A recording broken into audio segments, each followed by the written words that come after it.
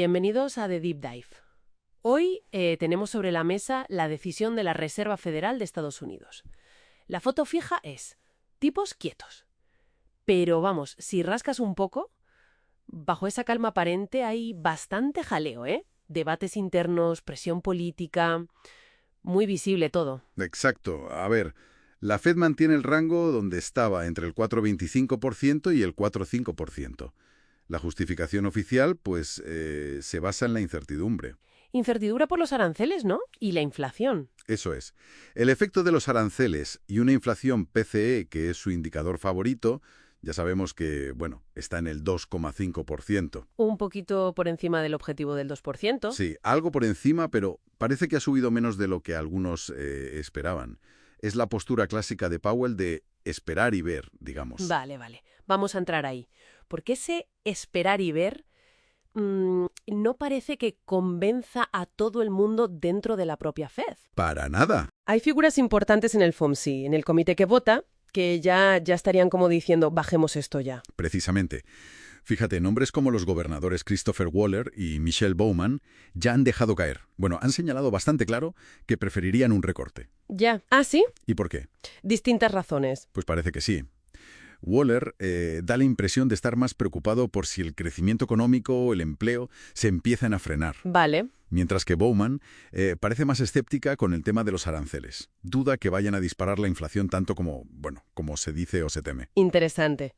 O sea que esa disidencia no es una anécdota. No para nada. Es una señal clara. Y los mercados, claro, la leen. Vaya si la leen. Ya están descontando, con más de un 60% de probabilidad, que en septiembre recorte. Y aquí es donde se pone más interesante todavía, si cabe, porque a esa división interna le sumamos la presión que viene de fuera. ¿Y qué presión? Directa, además, del presidente Trump, pidiendo recortes y argumentando que la economía va como un tiro. Claro, y eso choca frontalmente con la visión más ortodoxa, la de Powell. Que si la economía va fuerte, lo normal sería pensar en subir tipos para enfriar, no en bajarlos, por el riesgo de inflación, vamos. Es un choque de filosofías económicas, ¿no? Totalmente. Y la presión sobre la independencia de la Fed, con esas amenazas que hubo en el pasado de despedir a Powell. Trae malos recuerdos. Malísimos. Recuerda a Nixon con Arthur Burns en los 70s. Y aquello, acabó contribuyendo a una inflación descontrolada. Los mercados tienen memoria para estas cosas. Claro. Ven un posible beneficio a corto plazo si la presión funciona. Y hay recorte, sí. Pero a largo plazo... Ver más riesgo. ¿Y cómo se refleja eso? Pues pidiendo más rentabilidad en la deuda a más años, por ejemplo. Y vuelve a aparecer el fantasma de una recesión futura. Vamos, que tocar la independencia del Banco Central se ve como una amenaza seria para la estabilidad a largo plazo. Entendido.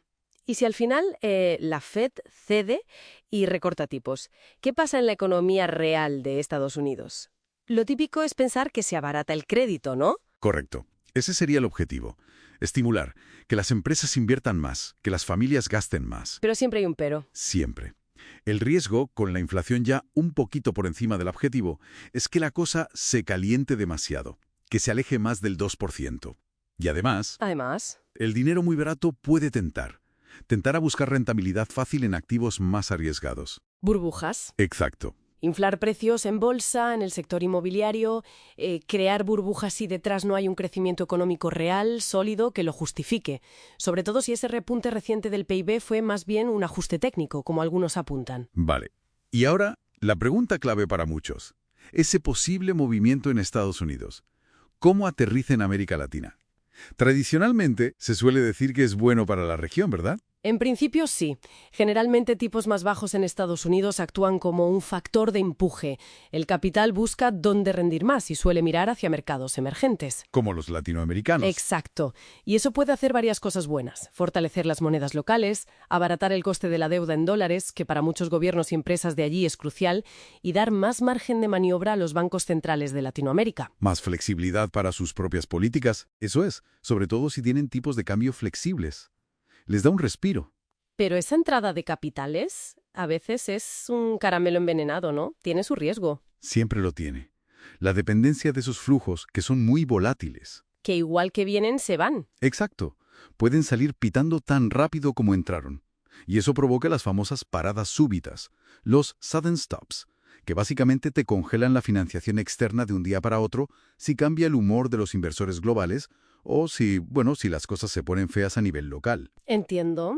Y además, la capacidad real de cada país para aprovechar esa mayor flexibilidad monetaria, pues depende de su propia fortaleza interna. Claro, ¿no es lo mismo para todos? No, depende de sus reservas internacionales, de su estabilidad económica, de la credibilidad de sus instituciones. Y ojo, un matiz importante. El efecto positivo es menor si la Fed recorta tipos porque ve nubarrones en su propia economía, en la de Estados Unidos. Ah, claro. No es lo mismo un recorte por debilidad que por fortaleza. No es lo mismo, ¿no? Vale, pues intentamos resumir las ideas clave que hemos sacado de las fuentes. Tenemos una Fed que oficialmente dice, esperamos, pero por dentro hay división. Y una parte importante ya mira hacia los recortes. Eso es, una disidencia interna clara. Luego una presión política muy fuerte que genera incertidumbre y, recuerda episodios pasados sobre la independencia del Banco Central, que no gustan nada. Nada. Riesgos a largo plazo. Después, el posible recorte en sí, que buscaría estimular la economía de Estados Unidos, pero con el peligro de más inflación o de crear burbujas. Correcto. El dilema clásico. Y finalmente, para Latinoamérica, una ventana de oportunidad. Pueden entrar capitales, puede bajar el coste de la deuda, pero siempre con el riesgo de la volatilidad de esos flujos y dependiendo mucho de la solidez de cada país. Exacto. Y llama la atención cómo los mercados parecen estar leyendo entre líneas, ¿eh? Dan mucho peso a esa disidencia interna y a la presión política, quizás más que a los comunicados oficiales. La credibilidad y la predictibilidad de la Fed están, digamos, bajo la lupa. Totalmente. Lo que nos deja con una reflexión final. Si la Fed, por todas estas tensiones internas y externas, se vuelve menos predecible, ¿cómo pueden las economías latinoamericanas, que son tan sensibles a estos movimientos, trazar un rumbo estable? ¿Dependen totalmente de lo que pase fuera o ahora, más que nunca, la clave está en su propia resiliencia interna, en la fortaleza y credibilidad de sus propias instituciones para navegar esta incertidumbre? Es la gran pregunta, desde luego. Su capacidad de aguante y de generar confianza propia parece crucial en este escenario.